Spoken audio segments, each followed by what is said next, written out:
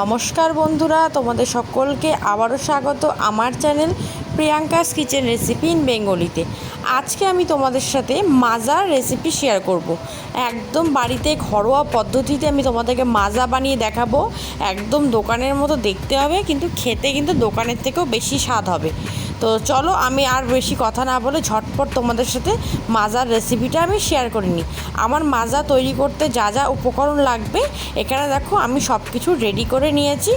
মাজা করতে কিন্তু দু ধরনের আম লাগে, পাকা আম ও কাঁচা আম। তো দেখো, আমি যে ম্যাঙ্গো ফ্রুট মাজাটা বানাবো সেটার জন্য আমি নিয়েছি দু রকমের আম। কিচ্ছু লাগবে না এটা বানাতে, শুধু লাগবে আম আর চিনি। এই দুটো উপকরণ দিয়ে আমি দেখবেন একদম দোকানের মতো পারফেক্ট তোমাদেরকে মাজা বানিয়ে দেখাবো। আর খেতে হবে দোকানের থেকেও বেশি টেস্টি। আর কোনো রকম কেমিক্যাল প্রিজারভেটিভ আমি কিচ্ছু ব্যবহার করবো না। এটা তোমরা মিনিমাম 1 মাস ফ্রিজে সংরক্ষণ করে খেতে পারবে, কিচ্ছু হবে না। তো দেখো, আমি এখানে নিয়েছি পাকা আম নিয়েছি এখানে আমি 10টা, আর এখানে নিয়েছি কাঁচা আম নিয়েছি 5টা। মানে অনুপাতটা এমন থাকতে হবে 2:1, মানে দুটো যদি পাকা আম নেই তাহলে একটা কাঁচা আম, 4টে পাকা আম নিলে 2টা কাঁচা আম, 6টা পাকা আম নিলে 3টে কাঁচা আম, 8টা নিলে 4টা। আমি যেহেতু 10টা পাকা আম নিয়েছি তাই এখানে আমি 5টা কাঁচা আম নিয়েছি। এখন চলো, আমগুলোকে সবার প্রথমে ভালো করে ধুয়ে পরিষ্কার করে কেটে নিতে হবে, তারপর আমি রেসিপিটা শুরু করব। তো চলো ঝটপট আমগুলোকে আগে ধুয়ে ভালো করে কেটে নিয়ে আসি, তারপর আসছি।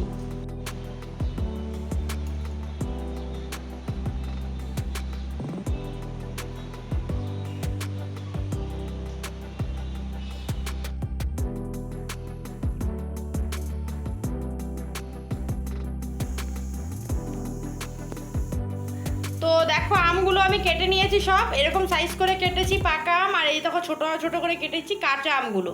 তো দু রকমের আম আছে।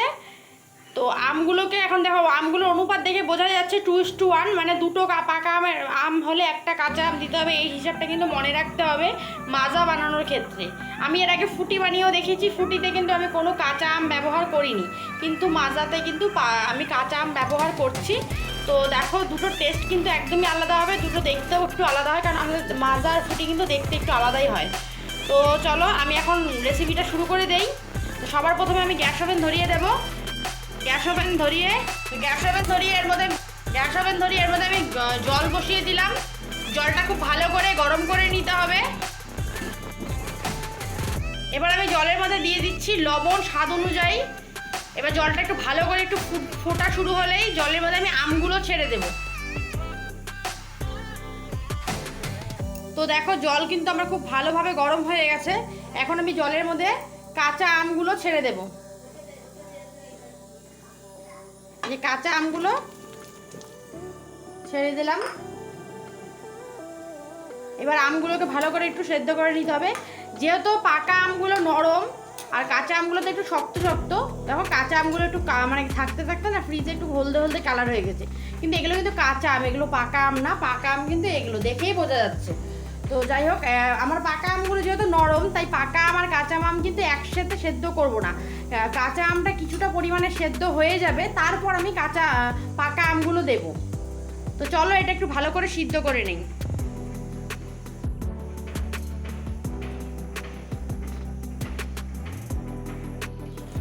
তো দেখো, আমার কিন্তু খুব ভালো করে কাঁচা আমগুলো ফুটে গেছে, প্রায় 50% সেদ্ধ হয়ে গেছে। এখন আমি এর মধ্যে দিয়ে দেবো যে পাকা আমগুলো আমি কেটে রেখেছিলাম, সেই আমগুলো।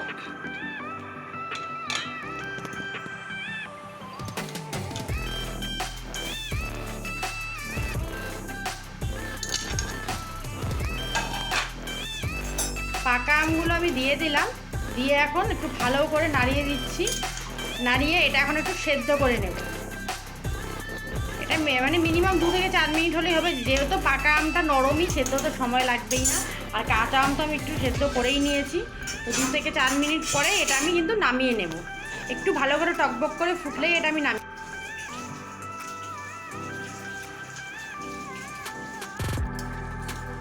তো দেখো, আমগুলো আমার কিন্তু সেদ্ধ হয়ে গেছে।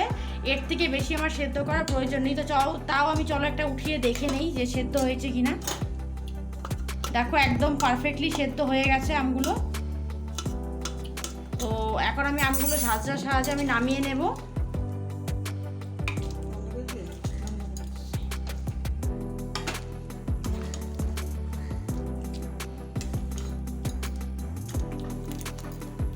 তো দেখো জলগুলো ঝরিয়ে ঝরিয়ে আমি নামিয়ে নিচ্ছি আমগুলো। আর দেখো দুটো দু রকমের কালার, যেহেতু কাঁচা আমটা একটু হলুদ হলুদ আর পাকা আমটা একটু লালচে লালচে হয়েছে। আর জলটার কালার দেখো, আসলে আমের মধ্যে কিন্তু একটু কষ থাকে, সেটা কাঁচা আম হোক আর পাকা আম হোক যে কোনো আমই না কষ থাকে। তো এইভাবে একটু সেদ্ধ করে নিলে কি হয়, আমের যে কষটা থাকে সেটা কিন্তু বেরিয়ে যায়। আর আমার যে মানে ড্রিঙ্কটা যে আমি বানাবো মাজা, সেটা খেতেও হবে দারুণ টেস্টি। আমি ফুটি বানিয়েছিলাম, ফুটিতে কিন্তু আমি এই প্রসেস করিনি। ফুটি বানানোর প্রসেসিংটা আমার কিন্তু আলাদা, আর মাজা বানানোর প্রসেসিংটা কিন্তু আলাদা, আর দুটো খেতেও আলাদা, দুটো স্বাদও আলাদা। তো দেখো সব আমি প্রায় নামিয়ে নিয়েছি, আর 2-4টার মতো আছে দুটো, ওগুলোও নামিয়ে নিচ্ছি। তো আমগুলোকে এখন আমি 10 মিনিট রেখে দেবো ঠান্ডা হওয়ার জন্য, কারণ এত গরম আম কিন্তু মিক্সি করা যাবে না। 10 মিনিট যাক, একটু ঠান্ডা হোক, তারপরে আমি আমগুলো মিক্সি করব। তো চলো 10 মিনিট পরে আমি আবার আসছি। তো দেখো আমগুলো ঠান্ডা হয়ে গেছে, এখন আমি আমগুলো মিক্সি করে নেব। একটা মিক্সির আমি বাটি নিয়েছি, এই বাটির মধ্যে এখন আমি আমগুলো সব ভরে মিক্সি করে নেবো। এতগুলো আম তো একবারে হবে না, দুবারে মিক্সি করতে হবে আমার। তো যতটা আটে প্রথমবার দিয়ে দেবো, বাদ বাকিগুলো আরেকবার করে নেব। তো মিক্সি করে না আমি একটা পিউরি করে নেব আমি।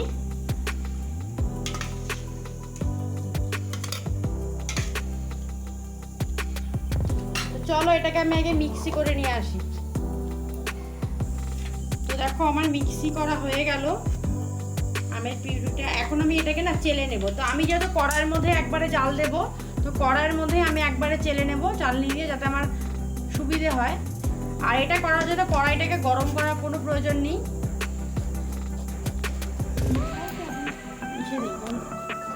একটা চালনির মধ্যে এরকম করে গোল একটা হাতা নিয়েছি, নিয়ে আমি আস্তে আস্তে করে চেলে নিচ্ছি, যাতে কোনো রকম যেন আঁশ না থাকে। এটা একটু বের করে নিই, তারপরে বাদ বাকিগুলো আমগুলো আমি সেমভাবে পদ্ধতিতে আমি মিক্সি করে নেব।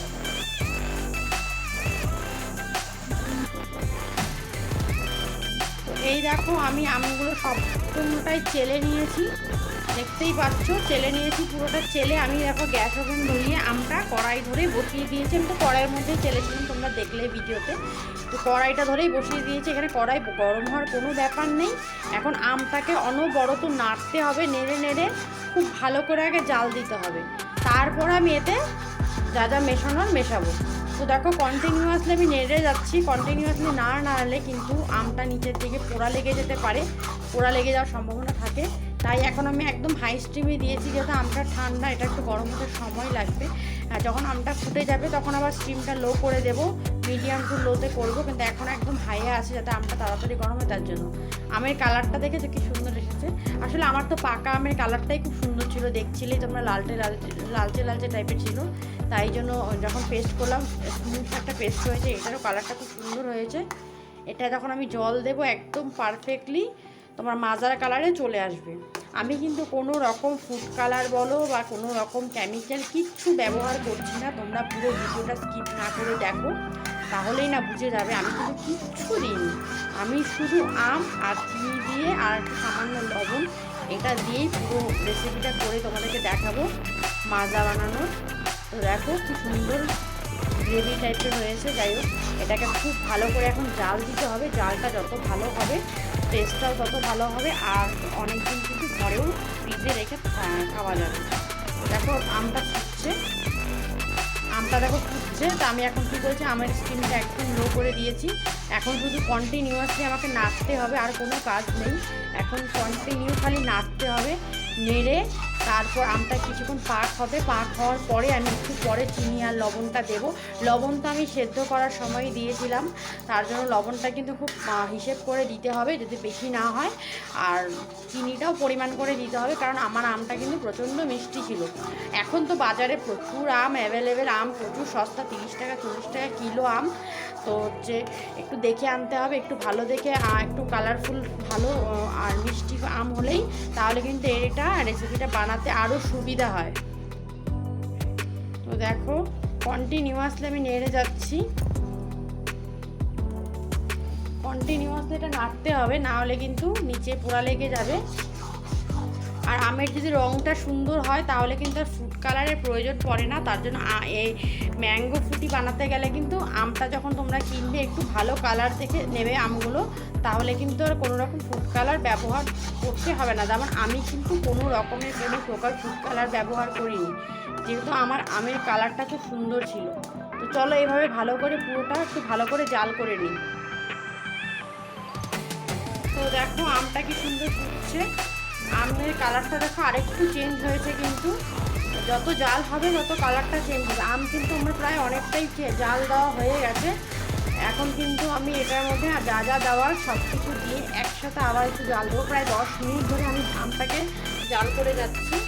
এখন দেখো এর মধ্যে আমি দিয়ে দেবো স্বাদ মতো লবণ, কারণ যেহেতু আমার আম সেদ্ধর সময় লবণটা দেওয়া ছিল, তাই লবণটা খুব হিসেব করে দিতে হবে। আর দিতে হবে চিনি, যেটা ছাড়া আমাদের রেসিপি কিন্তু ইম্পসিবল করা। চিনি কিন্তু দিতেই হবে, কিন্তু চিনিটা আমি বেশি দিলাম না, আন্দাজ করে দিয়েছি, তোমরাও আন্দাজ করে দিও। আমটা যেহেতু আমার প্রচুর মিষ্টি আম, তাই জন্য আমার চিনি কিন্তু বেশি দেইনি। এখন কিন্তু কন্টিনিউয়াসলি নাড়তে হবে, চিনিটাকে গলাতে হবে।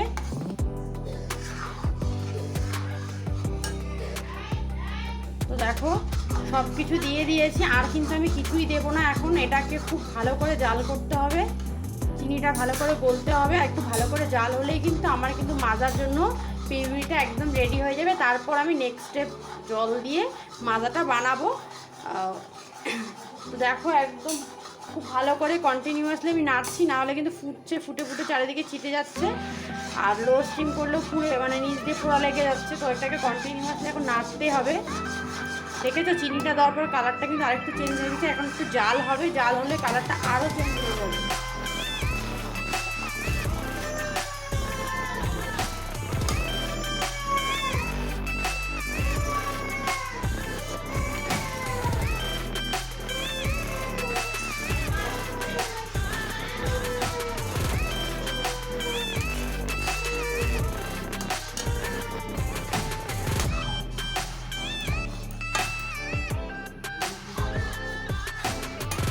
তো দেখো চিনি দিয়ে অনেকক্ষণ জাল করলাম, আমার কিন্তু এটা একদম রেডি। এটাকে অনেকটা ঘন হয়েছে। এটার মধ্যে এখন যখন আমি জল মিশাবো না, তখন দেখবে এটা একদম পাতলা হয়ে যাবে, মানে যেরকম মাজা হয় খেতে আর কি সেরকমই হবে।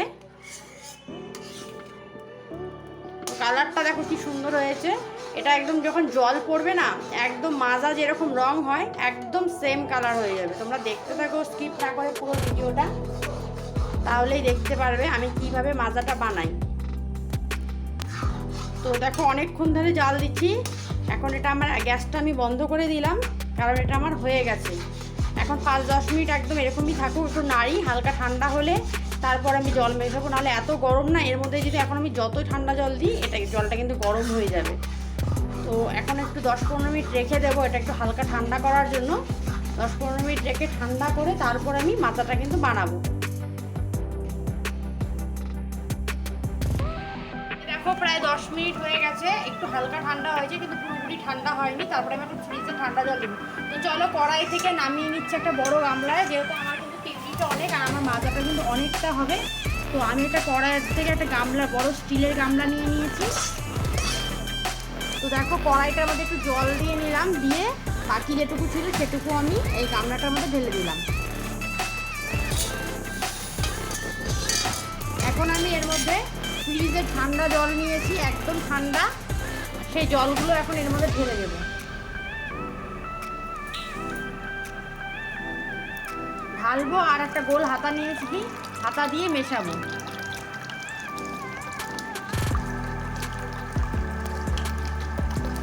তোমরা চাইলে আইসের টুকরো ব্যবহার করতে পারো, সেক্ষেত্রে কিন্তু আইসের টুকরো দিলে কিন্তু মিষ্টিটা একটু কমে যাবে।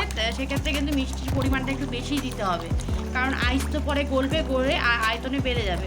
আমি এখানে ফ্রিজের ঠান্ডা জলই ব্যবহার করছি। তো দেখো এর মধ্যে আরও জল আমি মেশাচ্ছি, কারণ এটা কিন্তু অনেকটা ঘন ছিল, মাজা কিন্তু অত ঘন হয় না, একদম দোকানের মতো হবে পারফেক্ট। তো তো দেখো জল আমি দিয়ে দিয়েছি, খুব সুন্দর করে মিশিয়ে নিচ্ছি একটা হাতা দিয়ে। তারপরে আমি এখানে দেখো বোতল নিয়েছি, মাজার বোতল নিয়েছি। এখন টুপ দিয়ে আমি মাজার বোতলে ভরবো এই মাজাগুলো। এই দেখো ফানেল নিয়েছি, ফানেলের মধ্যে আমি পাতা দিয়ে দিচ্ছি। আর কালারটা দেখছো কি সুন্দর হয়েছে, দেখে মনে হচ্ছে একদম মানে দোকান, মানে বোতলে ভরার পর না এটা কেউ বলতেই পারবে না যে তুমি ঘরে বানিয়েছো না দোকান থেকে আনাই।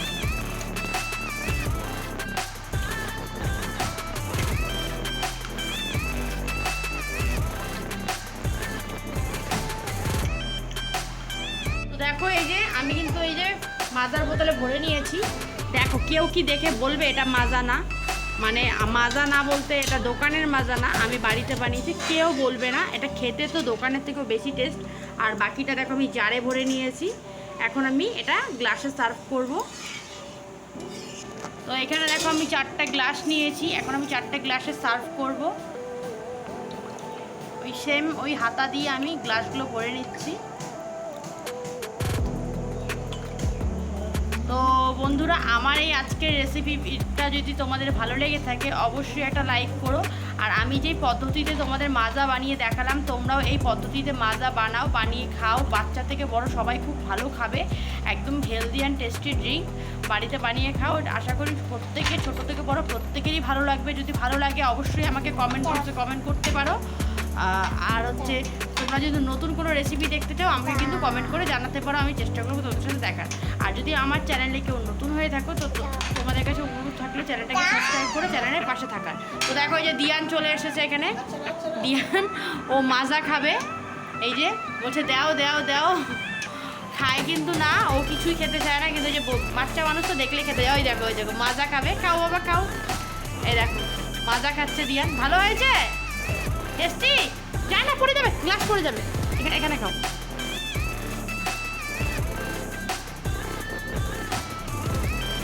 আচ্ছা নিচে রেখে দাও। চলে গেল, ঠিক আছে, এবার যাও, আবার পরে দিচ্ছি, যাও।